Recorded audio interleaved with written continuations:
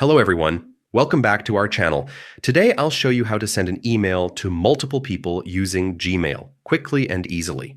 First, log into your Gmail account on your preferred device, desktop, laptop, tablet, or phone. Next, click the Compose button in the top left corner. This opens a new email window. If it feels small, click the arrow in the top right to expand it. Now, let's add your recipients. In the To field, type the email addresses of your main contacts, separated by commas. Gmail may suggest names as you type. Just click to add. If you want others to receive a copy, click CC and add their emails. Everyone in To and CC will see who else got the message. For privacy, use BCC, blind carbon copy.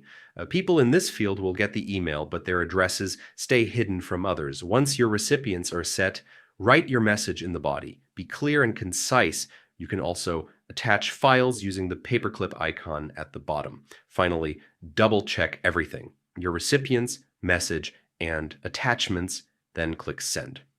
And that's it. Thanks for watching.